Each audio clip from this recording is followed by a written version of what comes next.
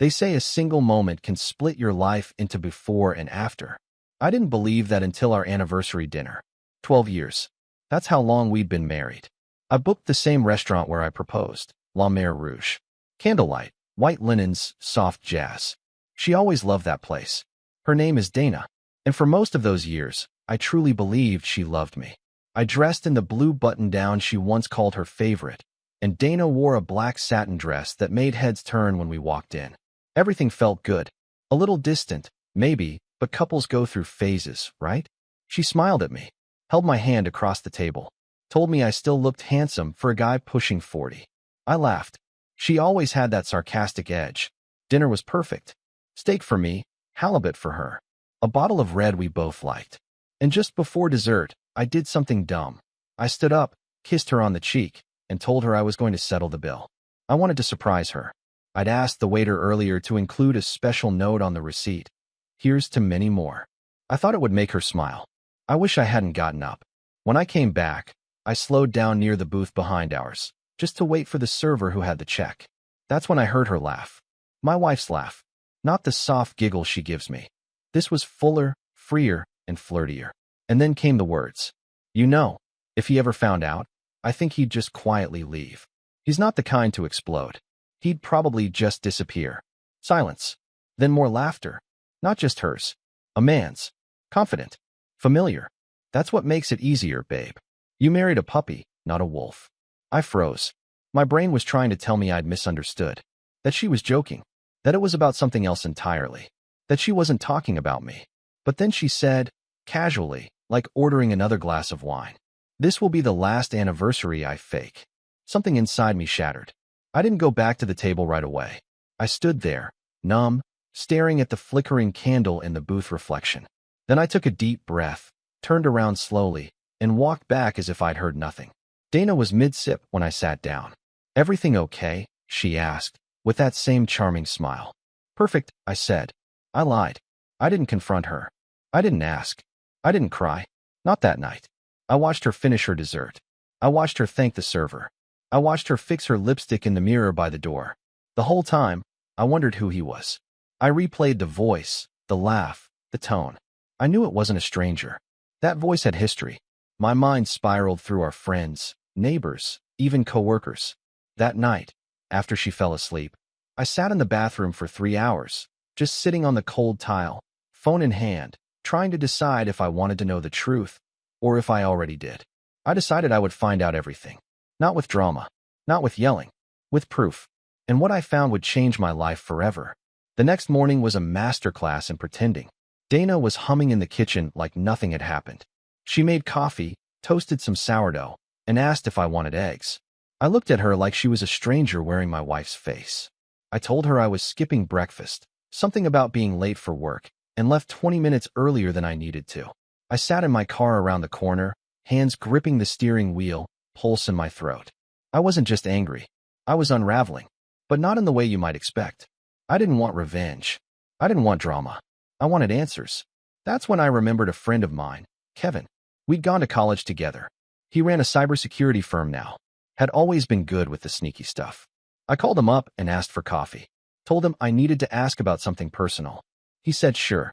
We met at a spot halfway between our places, and I laid it out in simple words. I think Dana's cheating. I need proof. Quietly. Kevin didn't ask many questions. He just nodded and said, you want eyes or ears? Both, I said. But nothing illegal. I'm not trying to go to jail. I just want to know the truth. He smiled faintly. There's ways. That afternoon, I handed him one of our old tablets and a spare phone I'd kept from an upgrade.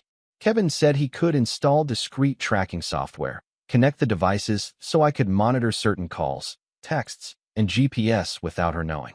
I hesitated for a second. This felt like a betrayal. But then I remembered her words. This will be the last anniversary I fake. That wasn't love. That wasn't even decency. By the weekend, I had the tools I needed. I didn't confront her. I just watched. And what I started seeing didn't feel real. It started with subtle stuff. Messages at odd hours to a contact named calendar entries that looked like fake Pilates sessions. A location ping at a hotel downtown on a Thursday afternoon. But then came the big one. A forwarded email with attached receipts for 2 spa packages at a resort I'd never even heard of, billed to her personal credit card. One of the names on the receipt? Mark Lindley. That name hit me like a truck. Mark was my former boss. We'd worked together for 4 years. I'd helped him through a rough divorce. We did beers, BBQs. He'd sat at my dinner table. And he was the man in that booth. The voice made sense now. Confident. Familiar. Condescending. I sat on the edge of our bed that night and stared at Dana while she scrolled through her phone, smirking at something on the screen. I imagined smashing the device from her hands, but I didn't. I wasn't going to react. I was going to prepare. So I started my own kind of war. Quiet. Strategic. I created a private folder in the cloud and named it something meaningless, Tax Prep 2021. In it, I saved screenshots of messages, GPS data, email trails, and eventually photos. Because I didn't stop at digital evidence. Kevin helped me plant a tiny, pinhole camera in the rearview mirror of Dana's car. Another one under her vanity in the master bathroom where she often took calls while getting ready. I didn't even recognize myself anymore. I was turning into someone methodical, calm, dangerous, even. But the worst was still ahead. Because one evening, 3 weeks into my quiet surveillance, Dana came home with a noticeable change. Her smile was bigger. She was singing along to the radio. She kissed my cheek before heading upstairs.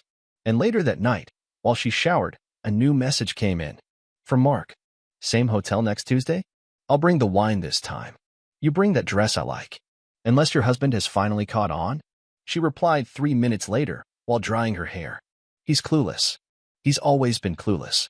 I could leave for a week and he'd think I was at a conference. I didn't cry. I didn't scream. I just stared at the screen, memorizing every word. She thought I was clueless. She had no idea I was about to change everything. The days leading up to Tuesday felt like walking on glass barefoot, every second silent, sharp, and agonizing. I acted normal, smiled when needed, nodded in conversations, slept beside her like everything was fine.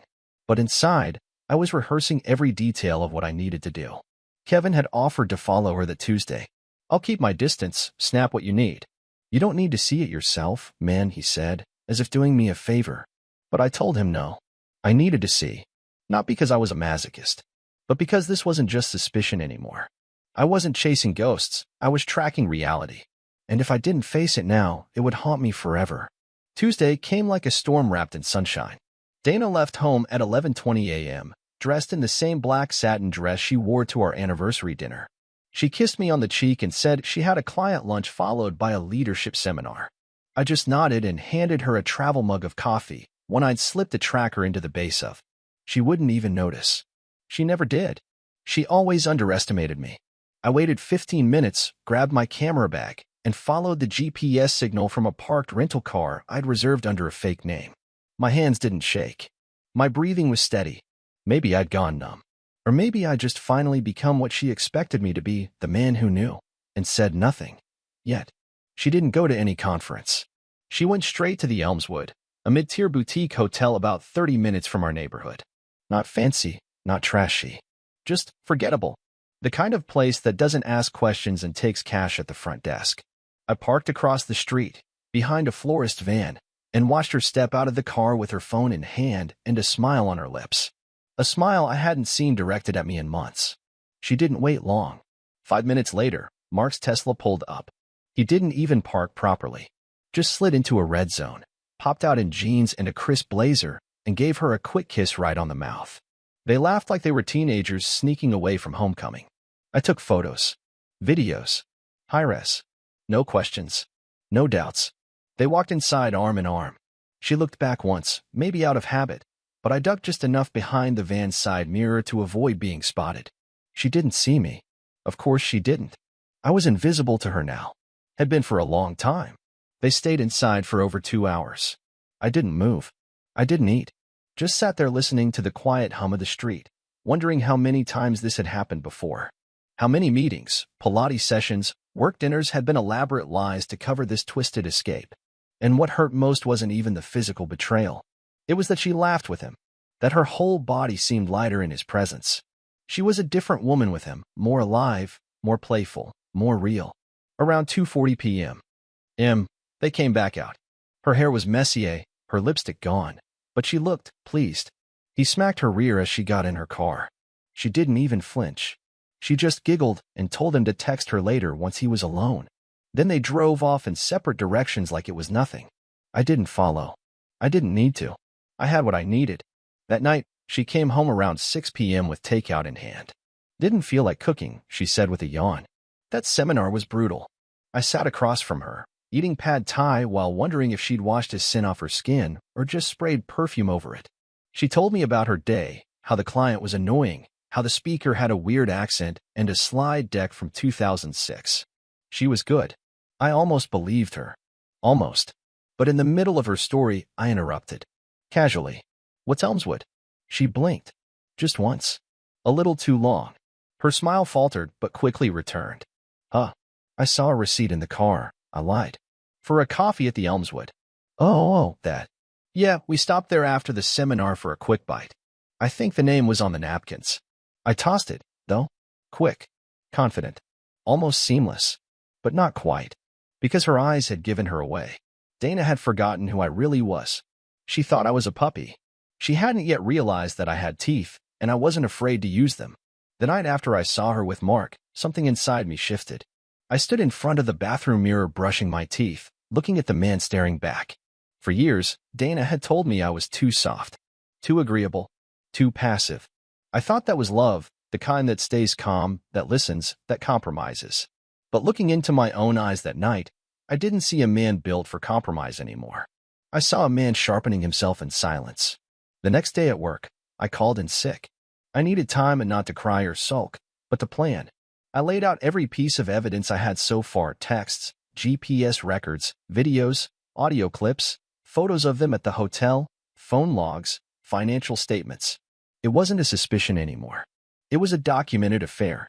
Mark Lindley, my former boss, was systematically invading my marriage like a parasite. But the real betrayal wasn't just his. Dana had given him access. Repeatedly. Willingly. That's when I realized something. This wasn't just about cheating. It was a long-term deception. Financially, emotionally, sexually. And worse, she was preparing for something. Those spot receipts. The way she suddenly started asking casual questions like, have you ever thought about moving to a smaller place? Or, what would you do if you had a fresh start somewhere else? These weren't innocent questions. They were soft launches for a future where I didn't exist. So I started thinking 2 steps ahead. I went to the bank and checked our joint account balances. I printed every statement. Then I quietly opened a new private checking account under my name only and transferred half of our liquid assets, nothing illegal, just fair. I didn't touch the mortgage or long-term investments. Just the cash. Enough to make her nervous, but not enough to trigger a confrontation. I also called a divorce attorney, not to file, not yet, but to understand my position. Her name was Allison Grant. She was sharp, direct, and didn't sugarcoat anything. When you've got proof of adultery this strong, especially with financial misrepresentation, you've got leverage, she told me. But don't move too fast. Let her hang herself a little further. I remember that phrase. Let her hang herself a little further. It stuck with me like a mantra. So I waited. Dana grew bolder. She started staying out late with colleagues. She began locking her phone when she never used to. She giggled at texts she didn't show me. She even started criticizing me more openly, comments about how I was too boring lately, how I didn't initiate anything, how she felt like we were growing apart. I agreed with her every time. Maybe we are, I said once, just to see how she'd react. She smiled, like I was making it easier for her. The next evening, I caught her leaving the bedroom while texting. I followed quietly, barefoot, just out of her line of sight. She went into the guest room, shut the door, and took a call. Kevin's mic, planted in the hallway smoke detector, caught it clearly. I told you he won't fight back. He's not built that way. Then laughter. Hers and Mark's. He's like an old dog. He'll just roll over and let go. I paused the recording and stared at the waveform on my screen. Old dog. Roll over. Let go. That was it. That was how she saw me. But I wasn't done yet. Later that night, after she fell asleep, I snuck into the guest room and checked her purse. She never changed her passcode, same 4 digits since college. I opened her phone and scrolled through her notes app. There it was. A drafted message to Mark. If I move in with you after everything's settled, will your kids hate me? I'm trying to imagine what it'd be like to start fresh, just us. I'm ready to be free of this life. I stared at it for a full minute. She had already left me in her mind. She was rehearsing the breakup. She had no idea I was rehearsing too, but mine was a performance with a twist. I wasn't going to scream. I wasn't going to beg. I was going to make her believe everything was perfect, right until the moment I vanished. Because Dana thought I'd disappear quietly. She had no idea how loud silence could be. If someone had asked Dana back then how our marriage was going, I'm sure she would have said it was fading, that I'd changed, that I wasn't as engaged anymore. And she would have been right, except she thought it was because I was slipping away. What she didn't realize was that I was dismantling my presence piece by piece. I started with the small things. I deleted old photos of us from my social media, just a few at first, so it wouldn't raise flags. I stopped tagging her in anything. I removed our anniversary date from my bios. Then I backed up all of our financials, insurance policies, tax records, and property documents to an encrypted drive. Anything that had both our names on it, I made a digital copy, and in most cases, quietly filed for my removal. I hired a second lawyer, this one for estate matters, and began adjusting my will. The old version left everything to her. The new one didn't even mention her name. She noticed none of it. She was too busy pretending she still had to lie.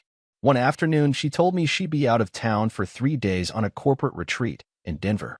I knew it was a lie the moment she said it. There was no work bag, no itinerary, no mention of who else was going. But I smiled and nodded and said, "That's great. You deserve a break." That Friday, after she left, I checked her GPS. She was at a lake house 2 hours outside the city. One Mark Lindley had inherited after his divorce. A quiet little escape with a private dock and no curious neighbors. I didn't drive out there. I didn't want more photos. I already had enough. Instead, I spent that weekend erasing her from the future. I closed our joint credit cards and ordered replacements under my own account. I boxed up the sentimental things, wedding albums, anniversary cards, the goofy keychains we got on our honeymoon, and put them in a storage unit under a rental agreement she'd never find. I created a new email address, set up a new phone line, and forwarded copies of every relevant conversation and photo into a single digital folder labeled Truth. Then I wrote a letter. It was 3 pages long. I didn't pour my heart out. I didn't try to change her mind. I just told her what I'd seen, what I knew, what she had said when she didn't think I was listening. I listed the dates, the places, the moments, and at the end, I wrote one line that I underlined 3 times. You didn't lose me because you cheated. You lost me because you thought I was too weak to notice. After the weekend, she came back tanned, relaxed, with a fresh manicure. She acted like nothing had happened, told me the trip was invigorating, and asked if I'd missed her. I said I had. She smiled, satisfied with the lie she thought had worked. But something changed in her after that. I think she could sense it, not in what I said, but in what I didn't. I stopped initiating conversations. I stopped sharing my thoughts. I stopped reacting. She noticed. One night, while we sat on the couch watching some mindless reality show, she asked, "Is everything okay with us?" I paused, turned to her slowly. "Why wouldn't it be?" She hesitated, her eyes searching mine for a hint of meaning. But I trained myself well. I blinked twice. No emotion. Just stillness. "I don't know," she said. "You just feel distant." I nodded and said, "We're probably just tired." She nodded too, but she didn't believe it. The next few days were quiet. She started being oddly attentive, bringing me coffee, asking about my day, even offering to plan a weekend getaway for us. I said it sounded nice. She smiled again. But behind her smile, I saw it, uncertainty. Maybe even guilt. Her fear. A crack in her confidence. She thought she was still in control. But what she didn't know was that I'd already booked a one-way flight. Set up a temporary place in another state. Transferred what I needed. Spoke to my employer about remote work options under a new identity. Set up mail forwarding to a secure P.O. box. Everything was ready. All I had to do was wait for the right moment. And it came the day she made the mistake of inviting Mark over while she thought I was out of town. She didn't know I'd installed a motion alert system in the backyard. She didn't know I got the notification while sitting in a diner less than 10 blocks away. She didn't know that as they laughed in my living room, I was already on my way home. And she definitely didn't know I had the camera rolling when I walked through the door. I don't think Dana even heard the door open. Maybe it was the music playing softly in the background. Maybe she was too busy laughing at something Mark had whispered to her while pouring wine into my favorite whiskey glass. Or maybe, and this is what I believe, She'd grown so confident in her lies that the idea of me ever walking in on them simply never crossed her mind. The moment froze when I stepped into the living room. I'll never forget how quiet it suddenly became. Mark turned first. His smile dropped so fast it was almost funny. Dana, facing the fireplace, looked over her shoulder with a laugh still on her lips. When she saw me, her face shifted in stages: confusion, fear, calculation. Then came the performance. "Wait, what are you doing here?" she asked, moving toward me like she was expecting me to fall for the act. "I live here," I said, calm as ever. "Do you remember that?" Mark stepped back, eyes scanning the room, probably looking for a way out. His hands were shaking. I never realized how weak he was until I saw him in that moment, standing in another man's home, holding a drink that wasn't his. Dana tried again. "I thought you said you were out of town until Friday." I replied. Plans changed. I could have screamed. I could have thrown him out, broken something, called the police, threatened her, cried, collapsed, made a scene. But instead, I placed a small black device on the table and clicked a button. The TV turned on. Footage played. Dana and Mark entering the house an hour earlier. Dana pulling him close by the collar. Dana whispering something in his ear before taking off her coat. Mark kissing her neck. Her laughing. Her leading him upstairs like it was a routine they'd rehearsed. I let it play in silence. Dana froze. Mark looked like he wanted to crawl out of his own skin. When the video ended, I turned the screen off and looked her in the eyes. "I know everything. I've known for a long time. This," I gestured to the living room, "was just the final note." Dana opened her mouth, but no words came out. Mark backed toward the door. "Don't," I said to him. "You can stay, or you can go. Doesn't matter. Your part in this is over." He bolted, didn't even put his shoes on, left them by the couch. The door slammed shut behind him. Dana slowly sat down on the edge of the couch, like her body had suddenly weighed 1,000 pounds. She didn't cry. She didn't yell. She just stared at the floor. "I don't know what to say," she muttered. "Don't say anything," I replied. "I'm not here to fix it.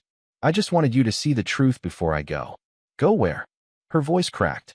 I stepped forward, pulled an envelope from my coat pocket, and placed it on the table beside the now empty glass. Inside were the divorce papers, copies of the evidence, a detailed breakdown of how I'd removed myself from our joint finances, and the letter I'd written, 3 pages, signed and dated, telling her everything she refused to ask. "I'm not staying here tonight, and I won't be here tomorrow. I've already spoken to a lawyer. You'll find all the instructions inside." She didn't touch the envelope. Her hands just rested on her lap, like she was too scared to move. I stood there for one more second, long enough to memorize the moment she finally realized she'd lost everything. Not just me, but the life she thought she could manipulate, the version of me she thought she had on a leash. Then I turned and walked out. I didn't take much, just a backpack with the essentials and a folder of everything that mattered. I didn't slam the door. I didn't even lock it. Let her sit with the silence. That night, I checked into a modest hotel an hour away, not because I needed the distance, but because I needed to feel what freedom actually tasted like. And for the first time in years, I slept. Not just rest my eyes sleep. Not the kind where your brain keeps running even when your body is still. I mean real, peaceful, guilt-free, dreamless sleep. Because she no longer had a place in my future. And she finally knew it. The morning after I left, I woke up in a hotel room that smelled faintly of old carpet and fresh coffee. Sunlight came through the blinds in a way I hadn't seen in years, soft, unobstructed, and untouched by the weight of pretending. There were no footsteps down the hall, no passive-aggressive sighs from the kitchen, no questions about where I was going or why I wasn't talking. Just quiet. Just me. It was a strange kind of peace, not joyful, not sad, just clean. Like the air after a thunderstorm. I checked my phone, half expecting it to be flooded with missed calls and desperate messages. But there were only 3 texts. The first, "Dana, where are you?" The second, "Dana, we need to talk. Please." The third came around 3 a.m. "Dana, I didn't mean for it to happen this way. I made a mistake. Please come home." I didn't answer any of them. Instead, I went for a walk. Just around the block. I passed a bakery, a bookstore, a dog groomer's. Life was happening everywhere. People drinking coffee, laughing into phones, walking dogs, reading newspapers. And for the first time in years, I felt like maybe I still had a place in it. Not as a husband, not as someone's plan B, just as myself. Around noon, I stopped by a quiet cafe and pulled out my laptop. I logged into my cloud folder, the one with all the proof, and made one last copy to a secure drive, then deleted the originals from my phone and tablet. I didn't want to carry them anymore. That chapter was documented, sealed, and out of my hands. She could deny it all she wanted, but the truth didn't need my help anymore. That afternoon, I met with my divorce attorney in person for the first time. Allison had this way of making everything feel like business, even the emotional parts. We finalized the next steps. Dana would be served within 48 hours, all assets had been divided, and my relocation was already in process. She asked me if I wanted to include the photos in the filing. I said no. She knows what she did, I told her. I don't need the court to remind her. Classy, Allison said. Most people don't handle it like this. I didn't feel classy. I felt hollow, but I also felt proud. 2 days later, I got confirmation that Dana had been served. According to the courier, she didn't say a word when she accepted the envelope. Just nodded and closed the door. Then the phone calls began. Dozens of them. She switched from panic to anger to guilt to bargaining. One voicemail said she missed me. Another accused me of being manipulative for not letting her explain. One even claimed she was just confused and that she'd never meant to hurt me.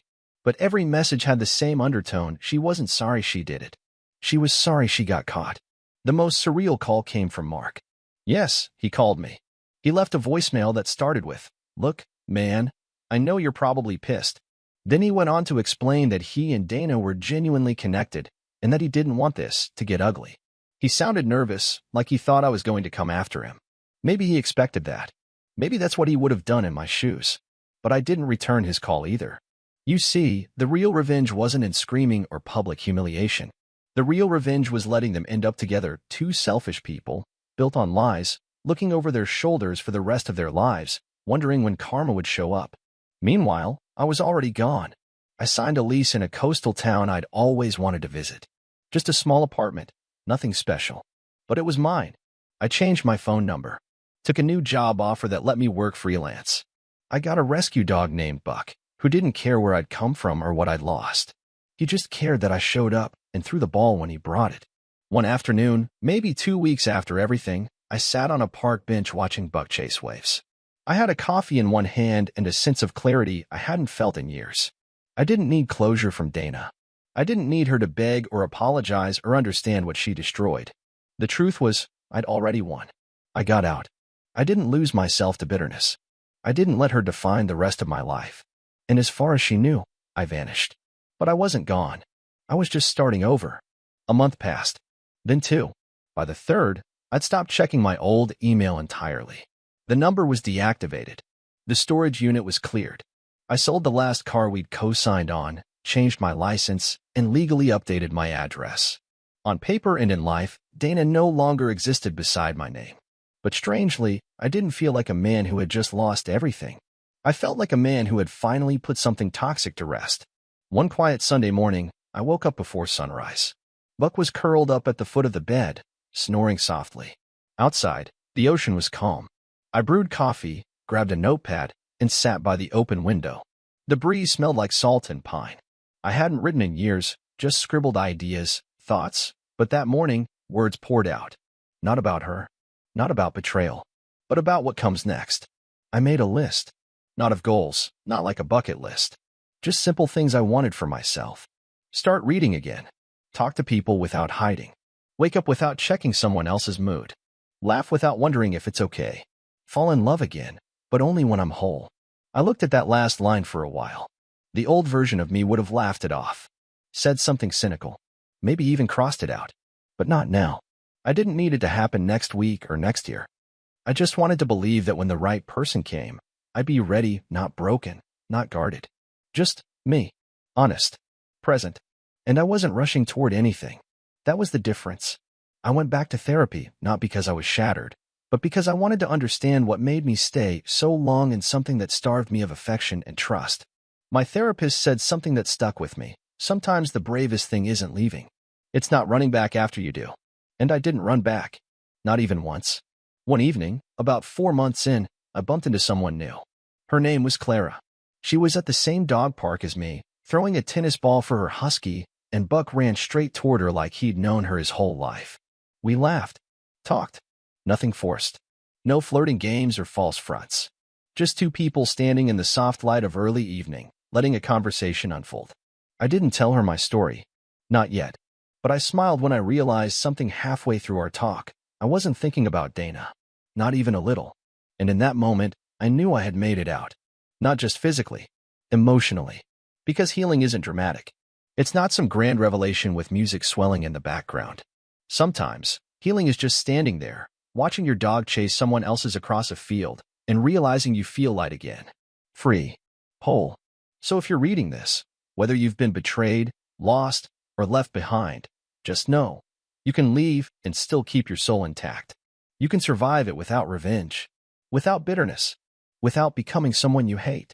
And maybe, just maybe, you'll sit on your own bench someday, look out at the world, and realize the life you thought was over was just your beginning.